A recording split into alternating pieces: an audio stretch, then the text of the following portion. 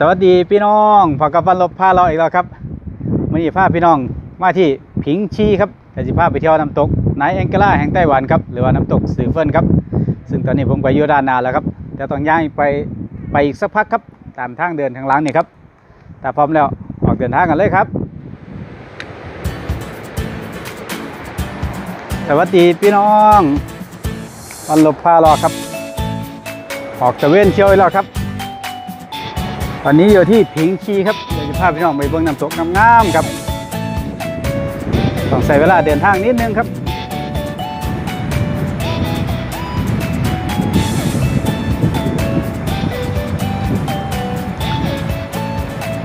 สำหรับน้ำตกซือเฟินก็ได้ฉายาว่า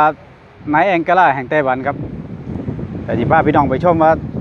เป็นยังเขาจังได้สมญานามนี่ครับอันนี้ให้เบิ่งพี่น้องเบิ่งวิวแถวๆนี้ไปก่อนครับนี่ครับ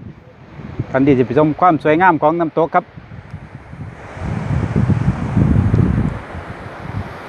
ส่วนนั่งแบบผมอยู่บนครับนั่งแบบก็ยากแต่น้ำถ่ายรูปอยู่ครับ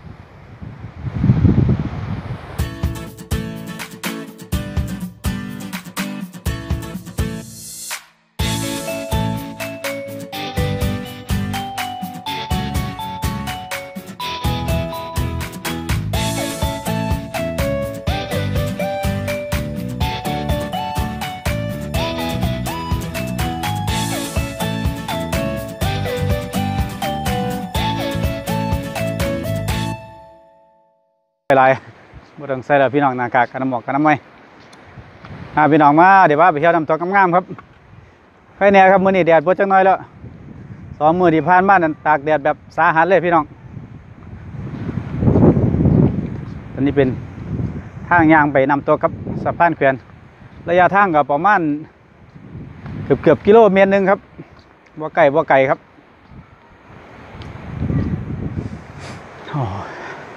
ได้กินน้ำได้กินธรรมชาติสดชื่นดีพี่น้อง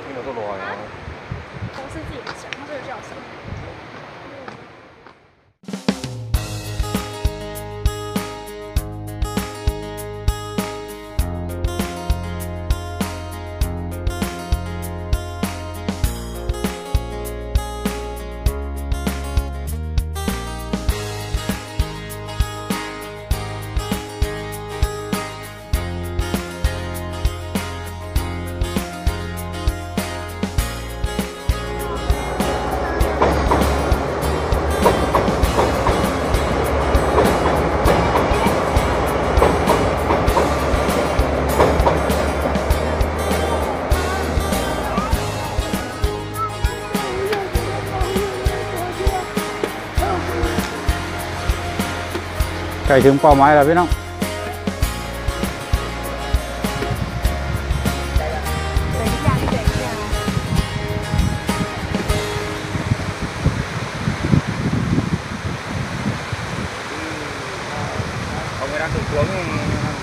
กลับมาพี่น้องกลับมาได้ยินเสียงน้ำตกไปพี่น้อง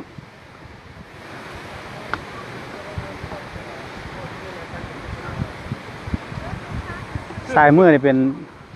ท่านน้ำครับขวามือนี่เป็นทางรถไฟพี่น้อง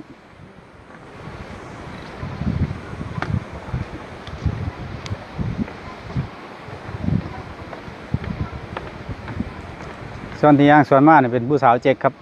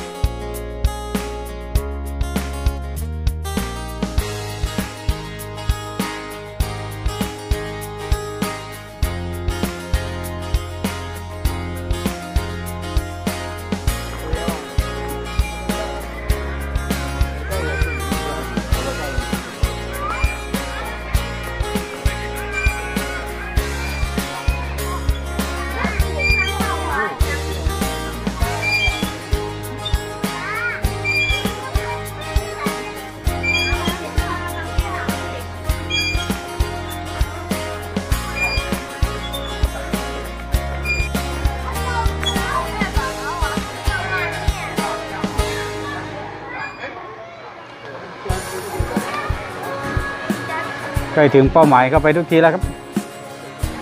ตอนนี้ถึงกับมีร้านขายของที่ระลึกครับก็จะเป็นรองเท้าแตะ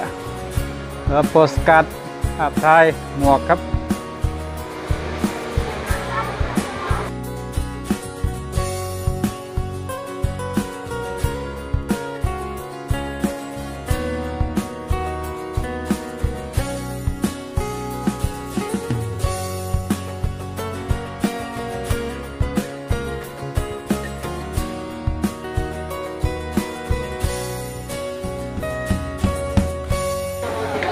ตอนนี้ก็ถึงแล้วครับความสวยงามรอบพี่น้องอยู่ข้างหน้าครับ